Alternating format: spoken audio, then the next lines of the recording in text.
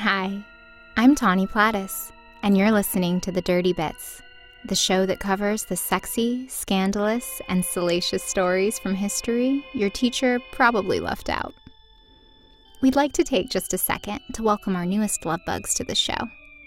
Thomas H., Michelle A., Violet M., love your name, girl, Heather R., Marley L., Christine H., Joe H., Dr. Sasha C., Crystal N., Angie D., Nikki H., Nick R., John B., Karen M., Alexandra Keys D., Ryan S., Julie Ann S., Jesus A., and to anyone whose little notification thingy I missed on Facebook, you are so welcome. Be sure to join in on the Dirty Bits discussion on our Facebook page and in our Facebook discussion group, monitored with bear mace by the irreplaceable and hysterical Sarah F. You can also connect with us on Instagram and Twitter. We love talking with our listeners and would be delighted if you joined in with us. You might even get a shout out on our next episode. All of our links are available in the show notes here and on our website, tawnyvoice.com/dirtybits. We've also joined the Orbital Jigsaw Network, along with some other shows we think you'd like Concession Stand, a high-energy, fast-paced, one-hour weekly show full of quips, jokes, and updates on all things geek-tainment, centered around TV, movies, video, games, and pop culture. Check it out at orbitaljigsaw.com. George and I originally thought this special two-parter science nonfiction dirty podcast feature show would run a little short, and boy were we wrong. There is so much information available to research and spin into a show. It could have easily been twice this finished length you're about to enjoy. Many of you have, in fact, requested longer, bigger, more frequent episodes. We would absolutely love to bring the show to you full-time. And if that's something you would like to see, you can help us work towards making that a reality by visiting us at patreon.com/dirtybits and becoming an official Dirty Birdie. Every one of your contributions to the show means so much, especially to those who aren't able to donate. And George and I can't tell you how much we appreciate it. Stay tuned after the show to hear some promos from some other indie podcasters we're buddies with and discover a new podcast for your playlist. Enjoy the show. Erwin Rudolf Joseph Alexander Schrödinger, or as we call him in our house, Erwin, was a Nobel Prize-winning Austrian physicist. He developed a number of fundamental results in the field of quantum theory, which then formed the basis of wave mechanics. He proposed a completely original interpretation of the physical meaning of the wave function. He was the author of several works in numerous fields of physics: statistical mechanics, thermodynamics, color theory, electrodynamics, general relativity, cosmology, and he made several attempts to construct a unified field theory. He wrote a book entitled What is Life?, which must have been inspired in some kind of Zoolander self-reflection moment, where he addressed the problems of genetics and the phenomenon of life from the perspective of physics. He was into the philosophical aspects of science, ancient and oriental philosophical concepts, ethics, and religion. And of course, he's known for the Schrödinger's cat thought experiment. What you may not know is he was totally turned off by his wife and lived openly, raising children in numerous polyamorous relationships throughout his life. Erwin was the only child born on August 12, 1887, in Vienna, Austria, to a botanist and cerecloth maker. If you've never heard of cerecloth, no beg. It's a cloth coated with wax, used for covering the dead. If you did already know that, I hope you have a good explanation. His mother was the daughter of the professor of chemistry at the TU Wien, a major university in the capital of Vienna. Mama Schrödinger was half Austrian and half English, and a Lutheran, while Papa Schrödinger was Catholic, so naturally, Erwin became an atheist. He really dug Eastern religions and pantheism, using religious symbolism and believing his scientific work was an approach to God in some kind of hippy-dippy metaphorical sense, as any stoner in their first year of college philosophy would be happy to tell you. He was strongly influenced by Arthur Schopenhauer, the godfather of philosophical pessimism. He believed that humans were motivated simply by their will to live. Human desire and action was futile, illogical, and directionless. Schopenhauer also said that women are directly fitted for acting as the nurses and teachers of our early childhood by the fact that they are themselves childish, frivolous, and short-sighted. So with this rattling around in his noggin, Schrödinger advances in his career, working as a commissioned officer in the Austrian fortress artillery. Then he becomes the assistant to Max Wein, and eventually ends up becoming a professor in Stuttgart and later Poland. He learned English from his British maternal grandmother and began his studies in Vienna under Franz Exner. So around 1910-ish, he reconnects with the daughter of a family friend, Felice, who is 8 years younger than him. In fact, he used to babysit her at gatherings, which we know every teenage boy just loves. Felice's dad passes away when she's 15, and she reunites with Erwin, and he's like, "Whoa, you're not 6 anymore."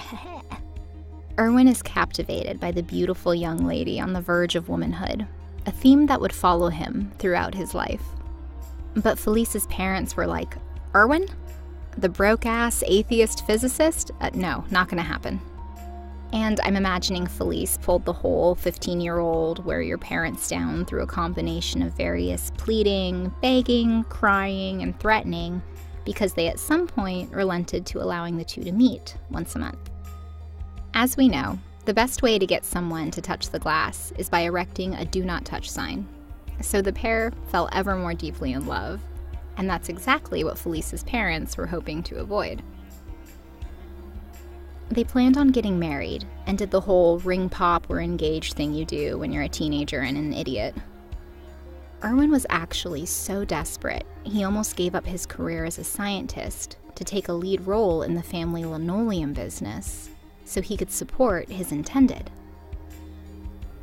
He talked to his dad, Rudolf, about it, who, thank God, said don't do it. Rudolf himself was a scientist who left the work he loved to go into business and had regretted it all his life. So Erwin's 25, Felice is 17, and her mom goes, "You need to break this thing off with this poor, free-thinking, godless peasant fucking around with math. Math, not meth." So Felice breaks off the engagement, having no other option in 1913 Austrian society. Erwin was devastated. His previous encounters hadn't inspired the devotion and commitment he felt for Felice. It's often this event that's cited as inspiring his rejection for the bourgeois view of marriage that he developed. Basically, Erwin didn't want anyone telling him what he could do in his own damn bedroom. So, Erwin's career is chugging along when he meets this pretty, bubbly teenager named Anne-Marie Bertel, who is nannying for the children of a friend. She looks at Erwin and says, "Damn, son, beauty and brains." She is quoted as calling him very good-looking, so we must assume that he had flippy hair at some point. But for now, nothing serious was going on, because she was a country girl and practically a child, legit still wearing her hair in pigtails. On the contrary, Erwin was a serious academic, sophisticated, lived in the capital, type. He also wasn't totally over the loss of Felice. He did leave her with this little parody written in scientific jargon saying he'd like to meet up with Anne-Marie again. As I now first discover, there must have been at that time something else of a different nature in the air, besides radium A, B, and C, of which, however, my electrometer did not detect a trace. The credit for this discover is due exclusively to Fräulein Bertel, Anne-Marie, who drew the attention of the author to it. A joint publication of the above-mentioned discoverer and the author will follow in another place in the near future. In 1920, he does all of this groundbreaking work in color theory, which to the best of my understanding is that I have no understanding of it. It's some kind of topic that hangs out in between psychology and physiology. If any of my science podcaster friends want to give George and me a lesson in color theory on a future episode, we'd love to learn from you. Shoot me an email at tawny@tawnyvoice.com. So, in 1920, the 32-year-old Erwin goes on to accept an assistantship position with Max Wein in Germany, and it pays well enough to marry 23-year-old Anne-Marie. That cute, bubbly teenager now turned secretary. So they actually get married twice. The first time in a Catholic church in St. Leopold, where Anne-Marie was living, and then again at an evangelical church. They remained married all their lives in complete and utter incompatibility. Anne-Marie had little formal education and didn't care to change that. She played the piano right, but Erwin didn't give two shits about music and wouldn't buy her a piano to keep in the home. She was supposedly super sweet, thoughtful, and just a really outgoing, kind-hearted person. She was a tomboy type, and she grew even less feminine as she grew older. But she's totally over the moon for Erwin. She loves absolutely everything about him. She thought he was super hot, intelligent, loved his personality. Guy was the full package for her. She's quoted as saying, "You know, it would be easier to live with a canary bird than with a racehorse. But I prefer the racehorse."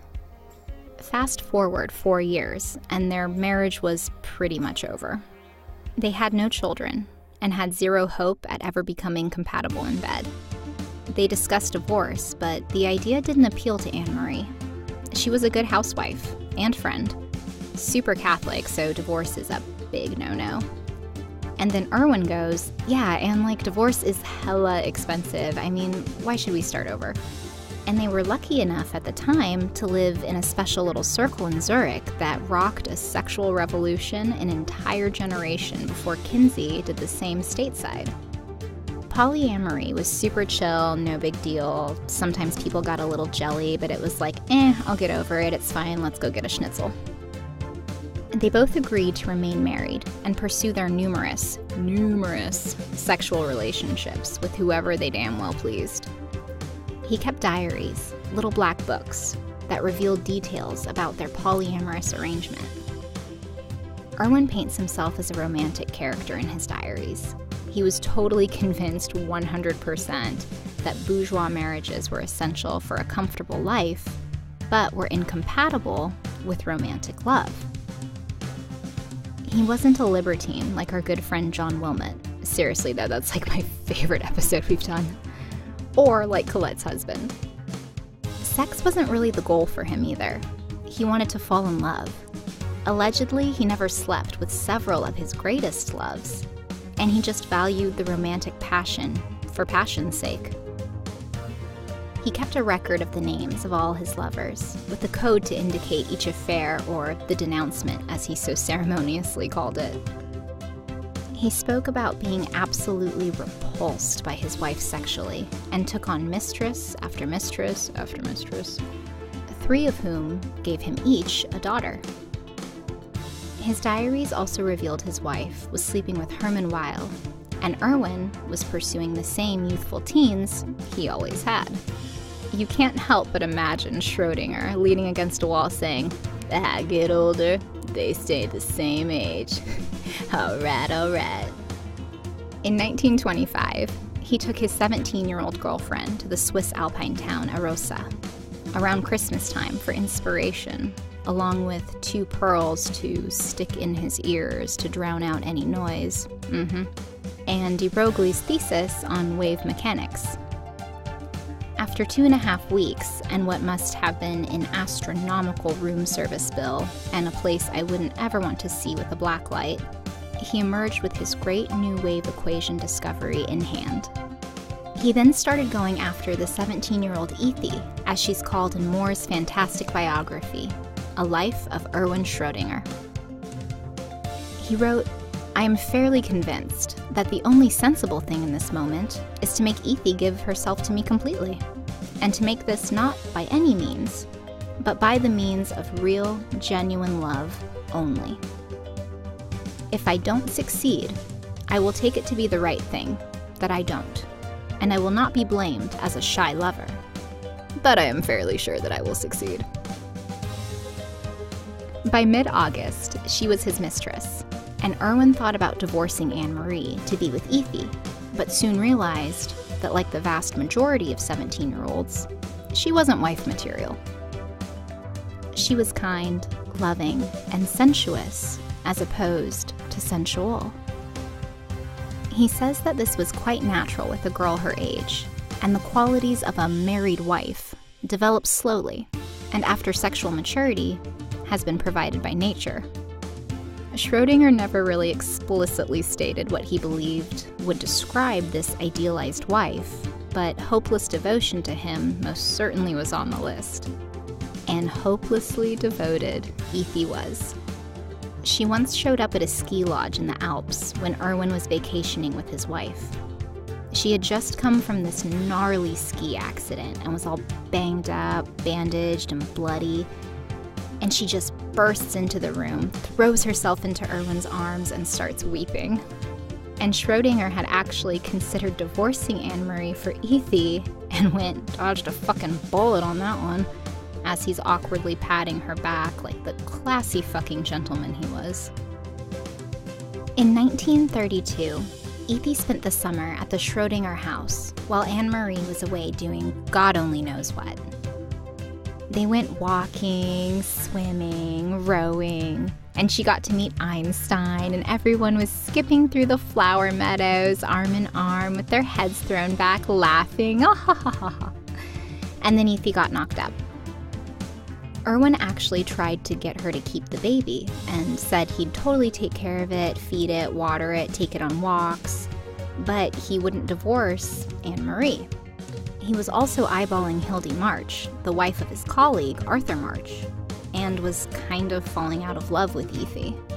She became so desperate, she arranged for an abortion that, although performed by a qualified doctor, seemed to unfortunately result in damage to her uterus. Ethe went on to marry an Englishman, suffering multiple miscarriages, and was sadly never able to carry to term. She left Germany in 1932, and even though she was described as being heartbroken, she never lost her love for Erwin. But Schrödinger is moving on and aggressively pursuing Hildy, offering, again, to divorce Anne-Marie. But Hildy's like, "No, I can't leave poor Arthur." But Schrödinger was a determined bastard. He wrote in his diary in French, because he's a drama queen, "Now, for the first time, I must make a little plot against her, to make her sleep with me, to hold her embraced, even if it is only for one night. It has never happened that a woman has slept with me, and did not wish, in consequence, to live with me for all her life. I swear in the name of the good God that it will be the same thing with her." Never one to lack confidence. Hildy ends up spending a month with him in June, where he gives her his diary to read, trying to convince her of his love, writing in another diary, "I think indeed she is mine. And I think I saw DTF scribbled in the corner of his journal, but I can't totally be sure." Later, the Schrödingers cross paths with the Marches again in Italy, and Erwin goes all Snidely Whiplash on her and whisks her off on some romantic bicycle tour, and she came back pregnant. At this point, Hildy had been married to Arthur for 4 years, and they had no children. Erwin had been married to Anne-Marie for 13 years, and they had no children. Despite this, Arthur just flat out accepts being the father, no questions asked. And for the record, Anne-Marie didn't have any kids with her main squeeze, Weil, either. So it's 1934 now, and Erwin's looking at the Nazi Party, and he's like, not down with this whole anti-Semitism business going on here, and he leaves Germany to become a fellow at Oxford. So he goes to the head of physics at Oxford University and goes, hey, you have room for me and an assistant? Like, I don't know, Arthur March? And Oxford is like, oh yeah, for sure, we'd love to have you. And Hildy just straight moves in with Erwin and Anne-Marie and goes, bye, Arthur, babe. And Oxford is kind of confused, and they're like sending Arthur postcards saying, hope you get here soon. Wish you were here. Schrödinger receives the Nobel Prize shortly after arriving, but it still didn't work out so well for him and his unique family. He had what was described as an unconventional domestic arrangement, sharing living quarters with two women, Anne-Marie and Hildy.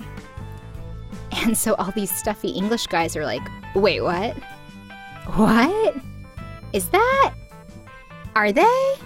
No. What? It was supposedly an issue that plagued him every time he tried to get a job somewhere, like Princeton, because he was so open about his two-wife, one-baby sitch.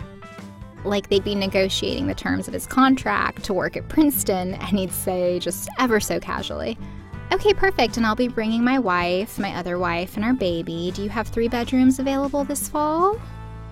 And Princeton, much like Oxford, went, wait, what? What? What the actual fuck? It was during these years that he extensively corresponded with Albert Einstein and proposed the famous Schrödinger's cat thought experiment. If you're not familiar with the experiment, either wiki it or ask your pothead philosophy major nephew to give you the rundown because it's like out there, man. He migrated to Ireland in 1938 after having to personally ask the Prime Minister, a mathematician, to grant visas for his wife Anne-Marie, his other wife Hildy, and himself, which the Prime Minister totally did because he was super chill. And the menage a trois found a cute little house in Dublin. It was there that Schrödinger then fell hopelessly in love with Sheila May, a former married actress. When he knocked her up, he wrote in his diary, I am the happiest man in Dublin, probably in Ireland, probably in Europe, until he got sick of her and moved on. He wasn't exactly sweet and subtle about it either, as Sheila May wrote to him, saying, today I saw the scales creep over your eyes, and I watched it die. Moore, the biographer, suggests that Schrödinger needed tempestuous sexual adventures to inspire all of those incredible discoveries. And the Nobel-winning physicist once wrote of the many, many, many, many, many, many, many women he had as lovers. Poor things. They have provided for my life's happiness and their own distress. Such is life. So as I researched, I just kept getting this vibe that while Schrödinger may have been brilliant, there was just something like kind of douchey about him. I sensed a pretentious ego that suggested he liked the smell of his own farts. And then, an article published in 1990 from the New York Times finally revealed my gut instinct to be accurate. He was a BMW driver. Thanks for listening. If you have any questions or corrections for me, feel free to leave a comment or send a message to tawny@tawnyvoice.com. See you next Tuesday.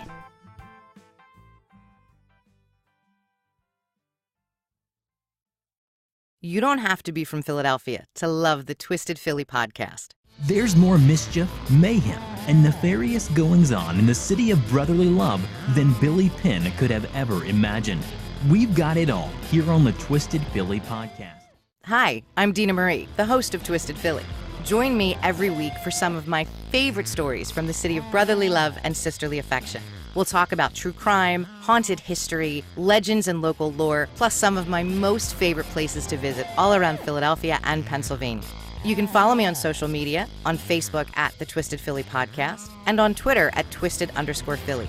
And you can find my show on all major podcast apps. Plus, if you're a Patreon supporter, you get access to exclusive content twice a month that isn't available to other listeners. Join me every week in Twisted Philly.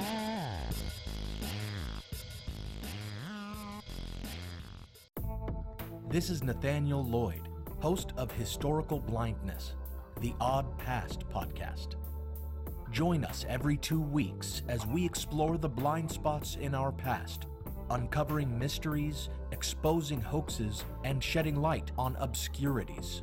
For the past is a dark and mysterious continent, and looking back, we are but explorers searching for meaning. Find us on iTunes, Stitcher, Google Play Music, and almost any podcast app. I hope you'll check out the show.